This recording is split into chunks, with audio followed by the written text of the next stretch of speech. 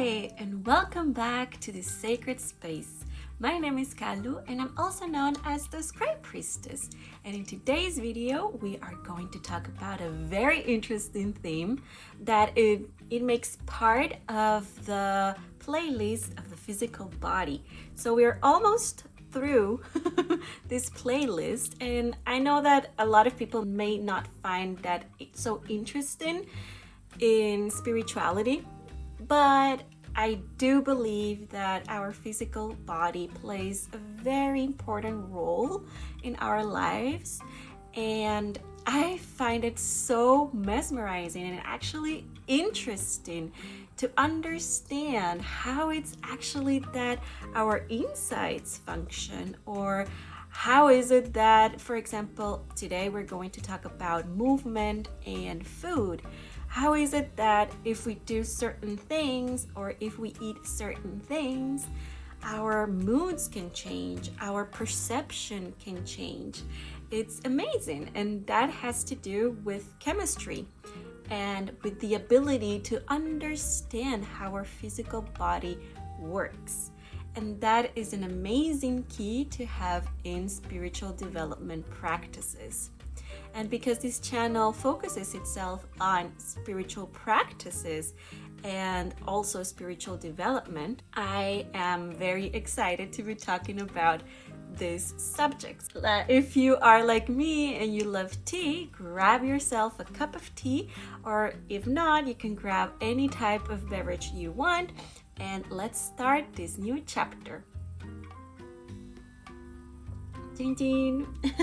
Okay guys, this episode is going to be focusing itself on what movement is and why is it important for us, for our physical bodies. And we are going to be talking also about food, why food is important. Before we start the video of today, I just want to say that I am not a health professional, and if you have any doubts regarding your health, your physical, mental, or emotional health, please take advice from a health professional. These videos are just meant to give information, and if you need a specific or a deeper support for you in your journey here, please contact a health professional. So without further ado, let's begin this chapter. We're going to be talking here about movement. So what is movement? Movement is any activity that you do where you are incorporating your muscles. So that can be walking, that can be showering, that could be cleaning your space, that could be taking your dog for a walk, dancing, hiking, doing sports, anything where your muscles are being activated, okay? And this is very important because I have the feeling, or this is my perception, that since a long time ago, we have seen movement as something that we have to be doing and that it's supposed to hurt, and that you're supposed to, I don't know, be sweating all the time and be like, like doing 20 minutes a day of something, I don't know how many repetitions about this and that, and be like, I understand that exercise is good, and I want to say exercise is good, but what I'm talking about in this video is movement in general. And the key point of this practice as a spiritual practice, where I want to take this information to, is to find the correct movement for you to be able to incorporate it in your daily life, so that you can be giving your body all the nutrients and all the possibilities of activation. Inside of this movement, we have something amazing, which is our breath. So every time we move, we are using our breath.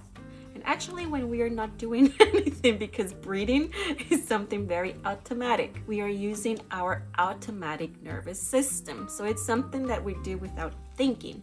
We need breathing to actually be alive. Breathing, it's such a key component about what our bodies can do. Breathing is very close intertwined with our nervous system. So for example, when you are in a stressful situation and you're feeling like, when you're feeling like that, your body is going to activate the sympathetic nervous system. And the sympathetic nervous system is actually activating also this fight or fly response of your body. This is the part of our nervous system which is connected to this actin, And the breathing in that moment, just think about it. Just go through this moment where you were like, you tend to go a little bit more in a faster respiration rate. So this faster respiration rate, what it does is that it doesn't allow the amount of oxygen that you need to be inside of your system. We need oxygen actually to create energy, and oxygen is the main component of the respiratory function that the breathing does. So that's amazing. And everything happens so simultaneously. You're not even thinking about it. And on the contrary, if you slow your breathing or this deep breathing, for example, you can find that a lot in meditation techniques, or there are some techniques that you find in specific disciplines like yoga or like qigong, for example. There you have different breathing techniques that will activate different things. And there you can actually also in meditation, you will find that what deep breathing is. And the deep breathing part, or breathing slowly, what makes it is that you connect with your parasympathetic system. And your parasympathetic system allows your body to calm down, to bring more oxygen inside of you, and actually release all these beautiful, happy hormones. And this produces certain emotions, certain reactions. And when you are in this mental calm state, and you train your body to be in this state, you will be more resistant to changes and to stressful situations. So that's a key point on breathing. And breathing is connected to our movement. So for example, anytime that you're moving, you can also start creating this connection to breathing. And when you do a certain type of sport, or when you are hiking, for example, and you're feeling tired because you have maybe done something a movement for a very long time, or maybe you are doing harder exercises, your body will benefit from regulating your breathing to even go further on that, or to understand when you need to stop. So breathing and movement have a lot to do. And there is a reason why also breathing is so important in a lot of spiritual practices. But that we're going to be talking about in the spiritual practices video that is coming, I believe, at the end of this month. And I want to talk about something very cool that our muscles are able to do. And when we think about muscles, we just see the muscles as something that are connected to exercise. And I would love that we create a more loving experience with our bodies. Like, muscles are so incredible. Our muscles are actually a type of pharmacy, so to speak. If you want to get in deeper in what movement is and everything that incorporates movement, I really suggest you read the book, The Joy of Movement. The author, she is a really specialist on movement, and I love her approach. She is a neuroscientist, and she explains why movement is so important for our bodies. I'm gonna leave the link down below to her book if you are interested in movement. But put it simply, our muscles can create this type of chemicals that can influence your way of thinking, your mood, your mental and well-being. And these chemicals are called myokines. So these myokines are responsible for releasing a lot of different molecules that will actually do different things inside of your body. even not only boost your immune system, but also give you specific ways of perceiving life. She talks about a specific type of molecules called hope molecules, because these hope molecules are released in this muscle activity, and they are called hope molecules because these are the ones fighting against depression and against anxiety. So that it's so beautiful that we have inside of us hope molecules who are giving this, who are fighting for us against these states of depression, anxiety, mental distress, or emotional distress. And I find that absolutely amazing. And these molecules, or these certain chemicals that our muscles are producing, they can be activated by doing sport or by doing a certain type of activity. You just can access to these hope molecules by activating your muscles. You cannot just take a pill or something to activate them or to have them inside of you. Your muscles need to get activated. And it's the way she puts it, I just love it. She says that it's a way of engaging with life. It's part of being human.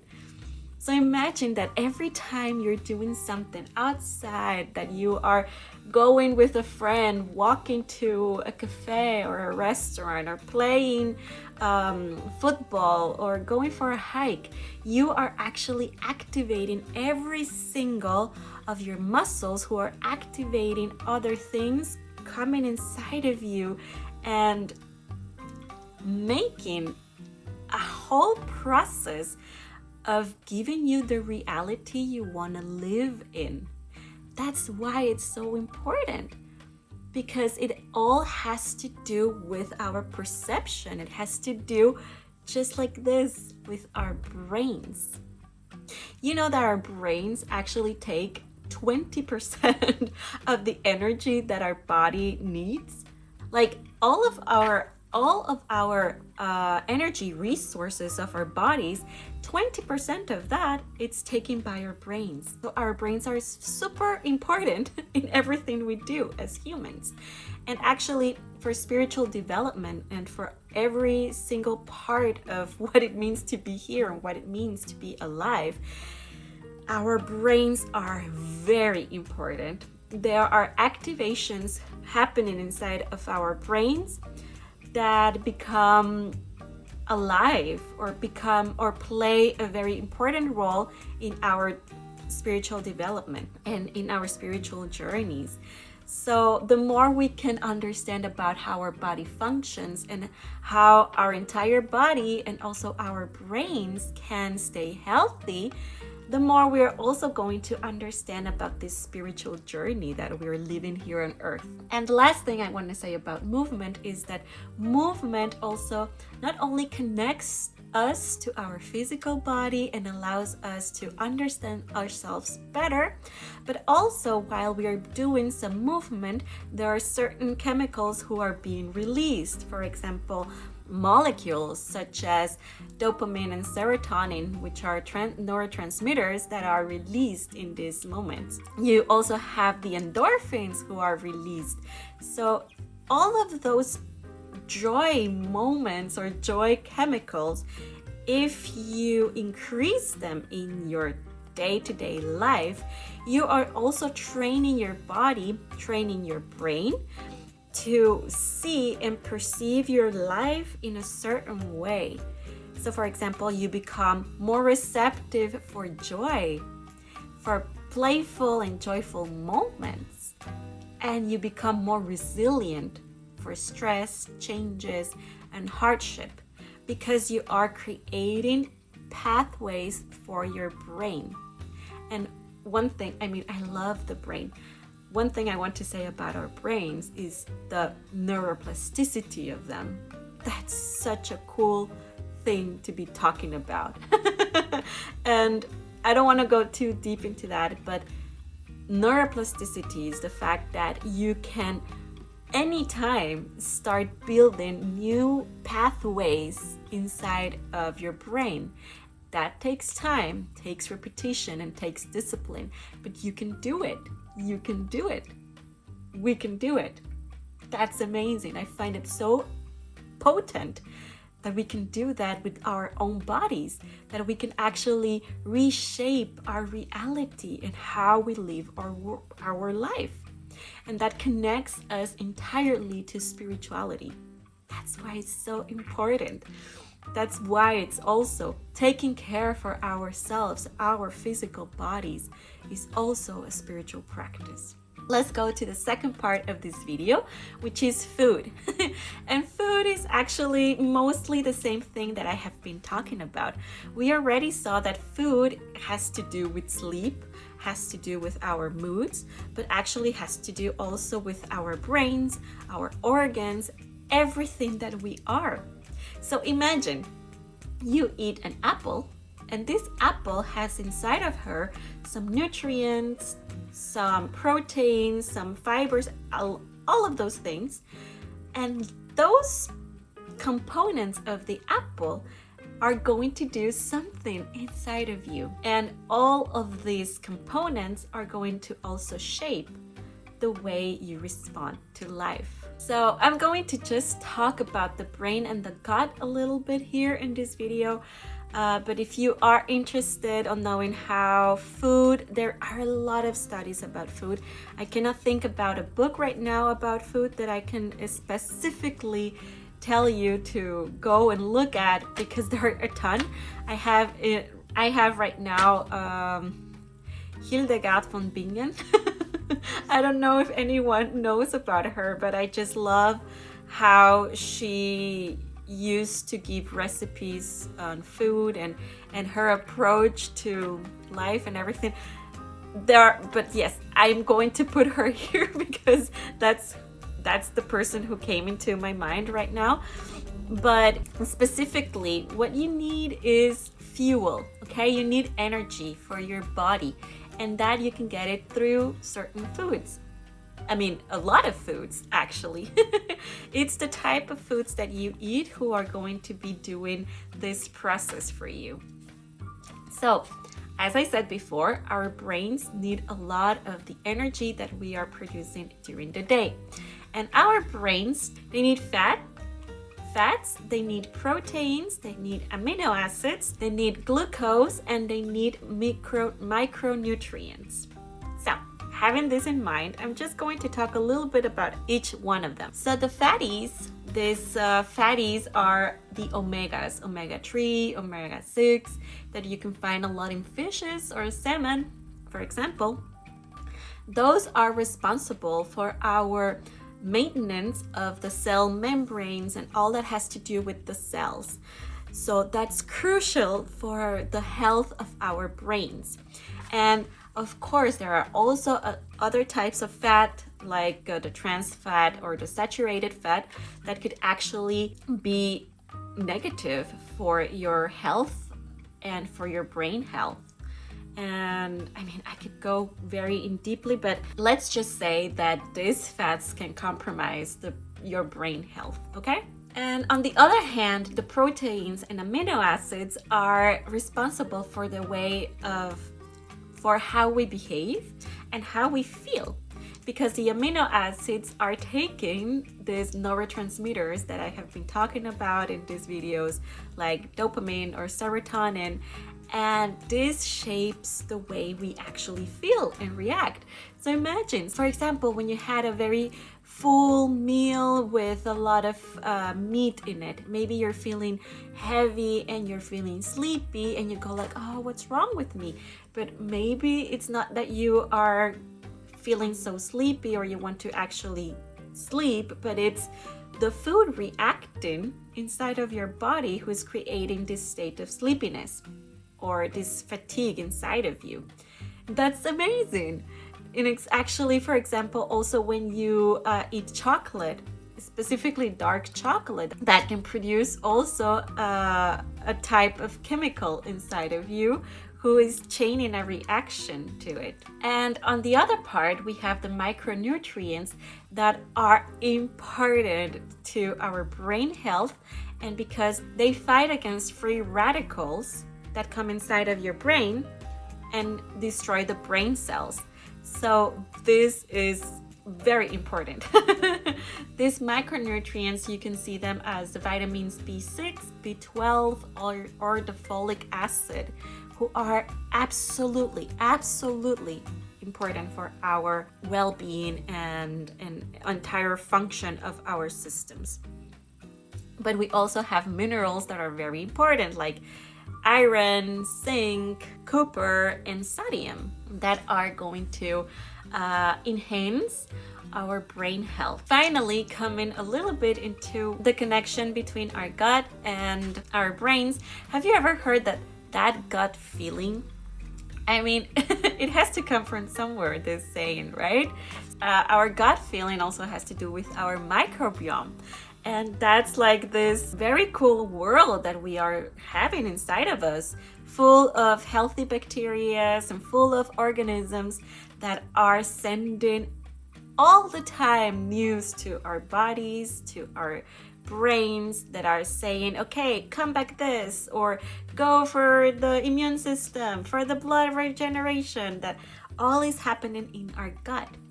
And the best thing you can do to have a healthy gut system is to eat fibers. And these fibers are also connected with our brains, because that's the healthiest way to be consuming the glucose that our brains need. Our brain needs carbohydrates to generate all this energy that it needs. And the best way to be doing that is by consuming fibers. You can get these carbohydrates in the form of glucose, sugar, or fiber. And when you consume fiber, what you're actually doing is also promoting a healthy gut system.